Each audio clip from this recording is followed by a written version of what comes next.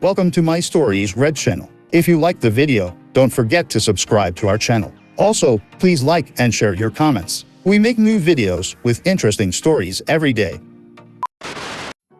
Sitting in an airport on the other side of the world waiting to meet the person I'm in love with for the first time in 22 years.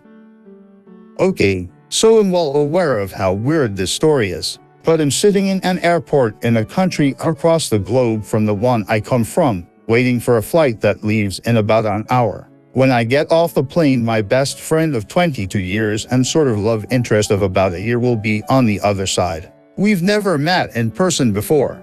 I know. The simple version is this: we're both in our mid-30s. We met online 22 years ago, back when the internet was just a baby. As were we, really. We kept in touch from the initial chat rooms to Akira's to MySpace and LiveJournal and FB. We both have histories of trauma and addiction, but because we've known one another so long, we've gotten each other through.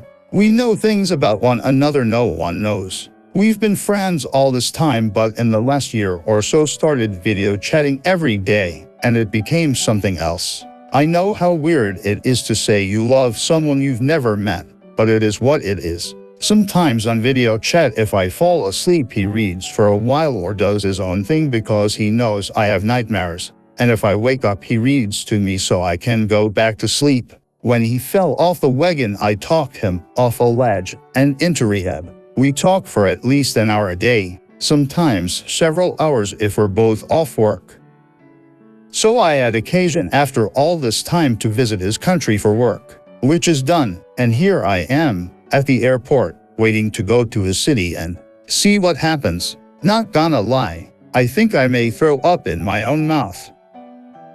Update. So I got to baggage claim, where we arranged to meet. My flight came in early, and he was on a bench not looking in my direction.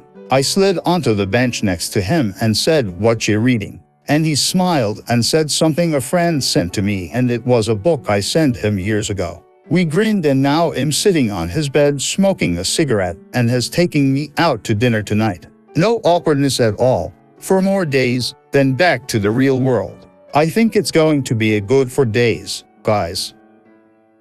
Update 2. Thanks for being so supportive, folks. It really helped when I was scared out of my mind. A few people have asked for an update. I leave in 4 days, and if you'd like one, let me know, and I'll ping you in an updated comment when I leave on Wednesday. Final update. As requested by some of you in my last post, I promised to update once my trip was over. Guys, it was amazing. We just slipped right into being comfortable with each other. Went to dinner. He took me to his work to show you off.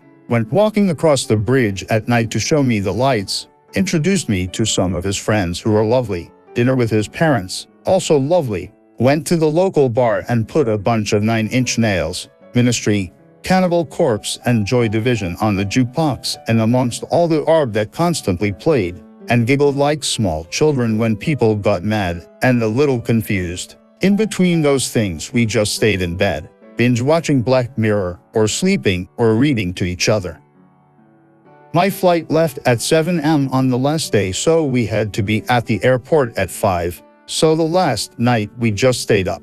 He didn't want to talk about my leaving. I heard him say at one point to himself when I was packing, "I'm not ready for this." I slept through the night for the first time in years. When I did wake up with night terrors on other nights, he told me it would be okay, and I went back to sleep.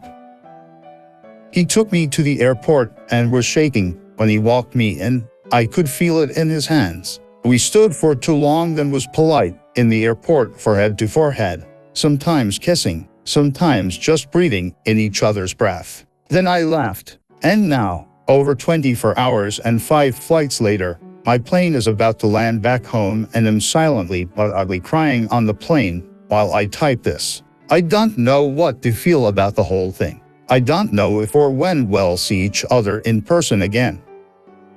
I asked him if he wished we'd never done it given how much it fucking hurts now, and he said absolutely not, that he would give up those days for anything. I don't know, guys. I didn't want to leave. I want to go back, but I can't, And I guess that's just the hard side of adulting and responsibilities and life. I know this is a little set in tone, but well, set in tone, and it's been a couple of days since I've slept. Well, video chat tonight as we do every night, and see what happens next, I guess. Thanks for all the lovely words. It was a beautiful time.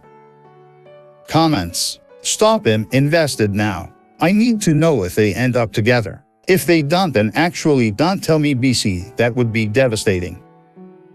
Apparently there is a mini update. I've been back twice since. We've had tough times and some lovely ones, but I wouldn't change it at all, and we're still going. You can make those leaps and decisions that you think aren't possible. We are our own hurdles at the worst of times, and may not realize that we can do better for our own selves. Don't let yourself get in your own way. It may feel like you're stepping off a cliff, but you may not realize that at the very worst, there's a cushion at the bottom. And from there onwards, you will see that you actually grow wings. Either way, you grow and get better.